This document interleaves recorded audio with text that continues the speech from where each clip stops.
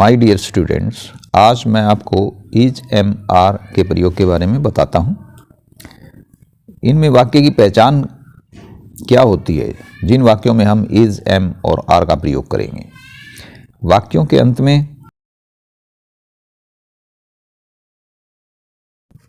है, हूँ,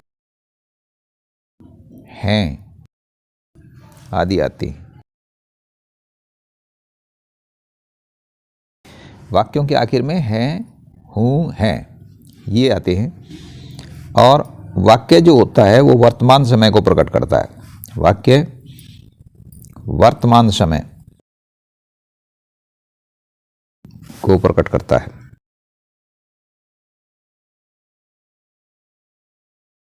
वर्तमान समय जो इस वक्त है उस समय को प्रकट करता है। तो ये इनकी पहचान है और इस तरह के वाक्यों में इनका प्रयोग किया जाता है। अब इनमें जो यूज होंगे, सबसे पहले होता है assertive sentences. ASSERTIVE assertive sentences, TENCES। Assertive sentences में नकारात्मक और सकारात्मक दोनों वाक्य आ जाते हैं। इसके दो रूप हो गए, एक एफर्मेटिव AFFIRMATIVE एफर्मेटिव सेंटेंसेस, जिसको सकारात्मक बोलते हैं। सकारात्मक वाक्य में पॉजिटिव स्टेटमेंट होती है, ना प्रश्न पूछे जाते हैं ना नए का प्रयोग होता है। दूसरा होता है इसका रूप निगेटिव, NEGATIVE। निगेटिव सेंटेंसेस इनको नकारात्मक बोलते हैं, नकारात्मक। इनमें नए का प्रयोग होता है। तो इसके दो रूप हो गए असर्टिव के, एफर्मेटिव एंड निगेटिव। और इसके बाद में आ जाते हैं इंटरोगेटिव सेंटेंसेस।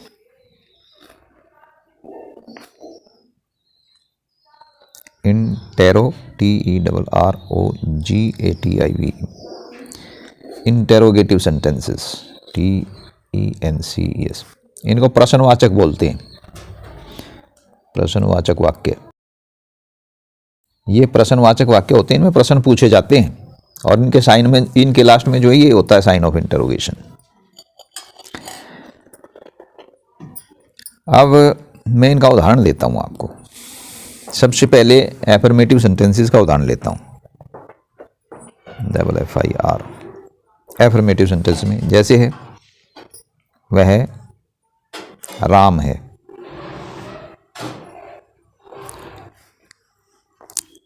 वह के लिए ही प्रोनाउन का यूज होता है, ही, और है के लिए इज का प्रयोग होता है, ही इज राम। लास्ट में ये आ गया है। ये तो आपका एफर्मेटिव सेंटेंस का उदाहरण। अब दूसरा देता हूं निगेटिव का। निगेटिव का उदाहरण आ गया, वह राम नहीं है। ही के साथ is, he is not Ram. वह राम नहीं है। ये निगेटिव का है। इंटरोगेटिव का है प्रश्नवाचक, INTE इंटरोगेटिव। क्या वह राम है? राम है। इसमें प्रश्न पूछा गया, साइन ऑफ इंटरोगेशन, इस बार आ जाएगा। Is he Ram, sign of interrogation. अब इनकी कंस्ट्रक्शन बताता हूं मैं। एफर्मेटिव सेंटेंसेस की कंस्ट्रक्शन कैसे होगी। AFFIRMATIVE एफर्मेटिव सेंटेंसेस की कंस्ट्रक्शन, TENCES सेंटेंसेस की कंस्ट्रक्शन कैसे करनी है आपने, CONSTRUCTION कंस्ट्रक्शन। इनकी कंस्ट्रक्शन होगी, सबसे पहले आप सब्जेक्ट को लेंगे। सब्जेक्ट के बाद में इज, एम, आर का प्रयोग होगा। आर, इसके बाद में जो भी अदर है, जो भी अन्य है, कुछ भी हो वो आएगा। ये तो है आपकी एफर्मेटिव सेंटेंस की कंस्ट्रक्शन। दूसरा है निगेटिव सेंटेंसेस की कंस्ट्रक्शन कैसे होनी है, NEGA, नकारात्मक वाले जो हैं निगेटिव TIV सेंटेंसेस, इनकी कंस्ट्रक्शन कैसे होगी। कंस्ट्रक्शन CUNSTRUCTION, इनमें सबसे पहले सब्जेक्ट आएंगे, उसके बाद में इज, एम या आर, इनमें से, और इनके साथ में प्लस नॉट लगेगा, जैसे ये है ही इज नॉट राम। उसके बाद में जो भी है सेंटेंस में अदर, अन्य, ये आ जाएंगे। अब इसके बाद में कंस्ट्रक्शन देता हूं मैं इंटरोगेटिव की। सबसे पहले आएगा आपका बार इज, एम, आर, इसके बाद में जो भी सब्जेक्ट होगा वो आ जाएगा, उसके बाद में अन्य जो भी है वो आ जाएगा। ठीक है। अब negative interrogative sentences, NEGATIVE, negative interrogative sentences. नकारात्मक प्रश्नवाचक वाक्य, जैसे इसका उदाहरण देता हूं मैं, क्या वह राम नहीं है, is he not Ram, sign of interrogation. इसमें प्रश्न पूछा गया है और न का प्रयोग किया गया है, क्या वह राम नहीं है, तो इनको बोलते हैं निगेटिव इंटरोगेटिव सेंटेंसेस। इनकी जो कंस्ट्रक्शन होती है, सबसे पहले इज, एम और आर ये बाहर आ जाएंगे, उसके बाद में जो सब्जेक्ट होगा वो आएगा, सब्जेक्ट के बाद में ही आप नोट का प्रयोग करेंगे, उसके बाद में अन्य जो भी है वो आ जाएगा। Negative interrogative sentences. अब इन वाक्यों में कुछ प्रश्नवाचक शब्द आते हैं जिनको क्वेश्चन वर्ड्स भी बोल देते हैं, इंटरोगेटिव वर्ड्स भी बोल देते हैं। इंटरोगेटिव TERROGATIV वर्ड्स, इनमें आ गया, जैसे ये आ गया आपका व्हाट शब्द है, क्या के अर्थ में यूज होता है, जैसे ये वैन शब्द आ गया, WHEN, कब के अर्थ में यूज हो गया, जैसे ये वाई शब्द आ गया, क्यों के अर्थ में प्रयोग हो गया, what, when, why, where, WHERE, कहाँ, इस अर्थ में प्रयोग हो गया। और हु शब्द आ गया, जैसे हु, कौन, विच शब्द आ गया, WHICH, कौन सा, इस अर्थ में प्रयोग हो गया। इसमें सिलेक्शन होता है, what, when, why, where, who, विच,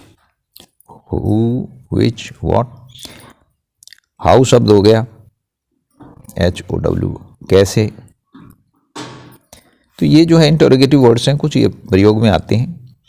और ये जो इंटरोगेटिव वर्ड्स हैं, इनका मैंने एक स्पेशल वीडियो बनाई हुई है, उसमें इनका डिटेल में मैंने विवरण देके समझाया है। अगर आपको समझने में कोई दिक्कत है तो उस वीडियो को देखकर आप समझ सकते हैं। तो इनकी जो कंस्ट्रक्शन होगी इन इज, एम, आर वाले वाक्यों में, सबसे पहले आपका इंटरोगेटिव वर्ड जो है वो आएगा। इंटरोगेटिव वर्ड्स WORDS, कोई भी हो, ये वोट, ये कोई भी है इनमें से, जिनको W परिवार वाले वाक्य बोल देते हैं। इंटरोगेटिव वर्ड्स प्लस उसके बाद में इज, एम, आर का प्रयोग होगा। उसके बाद में अगर सब्जेक्ट है तो आपका ये सब्जेक्ट आ जाएगा, और उसके बाद में अदर जो भी है वो आ जाएगा। जैसे मैं वाक्य देता हूं, वह यहाँ क्यों है, साइन ऑफ इंटरोगेशन होगा। इनके लास्ट में प्रश्न पूछे गए हैं। क्यों के लिए वाई शब्द यूज किया जाता है। Why is he here, HERE यहाँ। तो यहाँ पे जो है ये आपका इंटरोगेटिव वर्ड है और ये जब का प्रयोग हो गया, ये आपका सब्जेक्ट हो गया, ये यहाँ पे एडवर्ब के रूप में हियर यहाँ। तो ये इस तरह से इनकी कंस्ट्रक्शन बनती है। अगर इनमें निगेटिव नए वाला वाक्य है इनमें, जैसे वह यहाँ क्यों है, वह यहाँ क्यों है, साइन ऑफ इंटरोगेशन। वाई, वह यहाँ क्यों नहीं है, नहीं शब्द है जैसे, वह यहाँ क्यों नहीं है। Why WHY, why is he not here, HERE। तो यहाँ पे जो है ये नॉट का प्रयोग हुआ है। तो इस तरह ये सभी शब्दों की बात आ गई। इनकी जब कंस्ट्रक्शन बनेगी तो सबसे पहले आप इंटरोगेटिव वर्ड्स का प्रयोग करेंगे, उसके बाद में आप इज, एम या आर इसका प्रयोग करेंगे, उसके बाद में आप सब्जेक्ट का प्रयोग करेंगे, उसके बाद में नॉट का प्रयोग करेंगे, उसके बाद में जो भी है वो आ जाएगा अन्य। अब मैं बताता हूं कैसे क्या प्रयोग करना है इनका। ही, सी, इट या कोई भी एक वचन संज्ञा या कोई भी एक वचन संज्ञा, एक वचन संज्ञा सिंगुलर नंबर जिसको बोल देते हैं, एक वचन संज्ञा जो है उसके साथ ही जमार का प्रयोग होगा। ही, सी, इट या कोई भी एक वचन संज्ञा के साथ is, am, are, sorry, he, she, it या कोई भी एक वचन संज्ञा के साथ इज का प्रयोग होगा। इज का प्रयोग होगा। ही, सी, इट या कोई भी एक वचन संज्ञा उसके साथ इज का प्रयोग होगा। और आई के साथ एम, एम का प्रयोग होगा। वी, यू, दे, THEY या कोई भी बहुवचन संज्ञा, बहुवचन प्लूरल नंबर संज्ञा के साथ आर का प्रयोग होगा।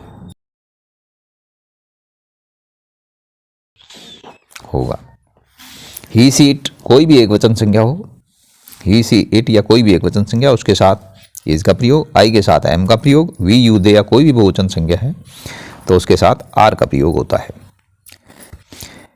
जो ही, सी, इट वगैरह हैं इनको जो पर्सन्स के रूप में बोलते हैं, first person, second person, third person, इनका कंप्लीट डिटेल में विवरण जो है मैंने पर्सन्स वाले चैप्टर में समझाया है। यदि आप इनके बारे में नहीं जानते हैं तो वहाँ आप उसको देखकर समझ लें। अब मैं सबसे पहले एफर्मेटिव जो सेंटेंसेस है उनके उदाहरण देता हूँ। एफर्मेटिव सेंटेंसेस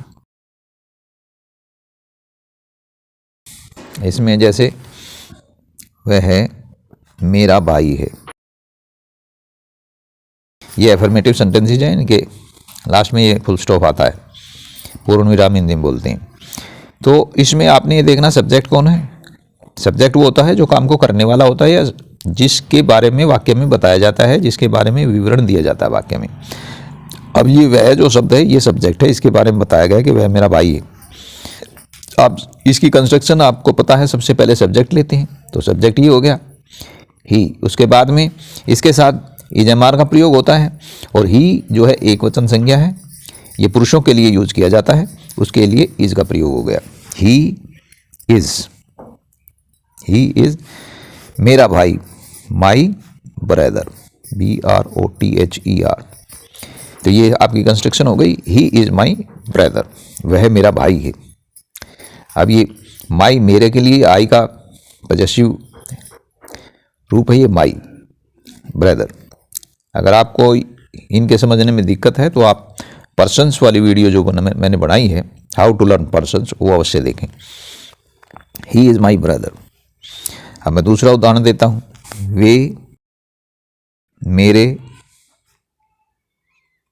भाई हैं। ये बहुवचन हो गया, सब्जेक्ट इसमें ये है वे, इसके बारे में बताया गया।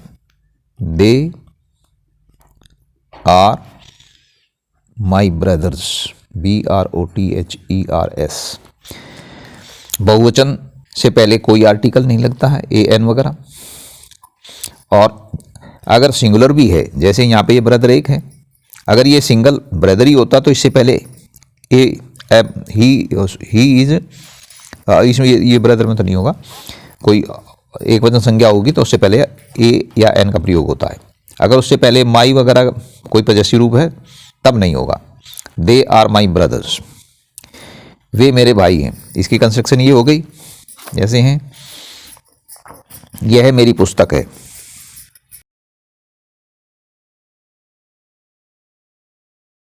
ये सब्जेक्ट है, दिस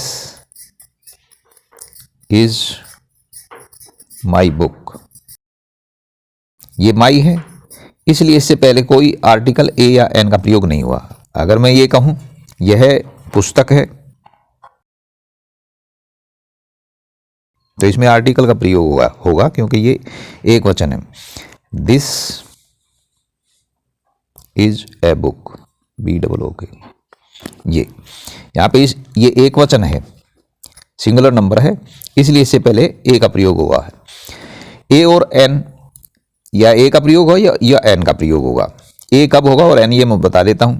जैसे अब ये बुक है, ये एक संज्ञा है, जिस नाउन का, ये नाउन हो गया, बुक संज्ञा कहिए, नाउन कहिए, जिस नाउन का उच्चारण, प्रोनाउंसिएशन, यदि वोवल साउंड पर है, ए आ ई उ ए ऐ ओ वगैरह, तो उससे पहले तो लगता है एन। और अगर इसका उच्चारण, इसका पहला जो अक्षर है वो देखना है आपने, कॉन्सोनेंट पर है, स्वर जिसको व्यंजन जिसको बोलते हैं, व्यंजन जैसे कै खे गे गे पे फे बे बे में वगैरह, उन पर है तो आप ए का प्रयोग करेंगे एक वचन संज्ञा से पहले। ये बे पे है, इसका उच्चारण बुक बे, तो इसलिए ए का प्रयोग हुआ है। जैसे है, यह छाता है, यह this is an umbrella, UMBRELLA।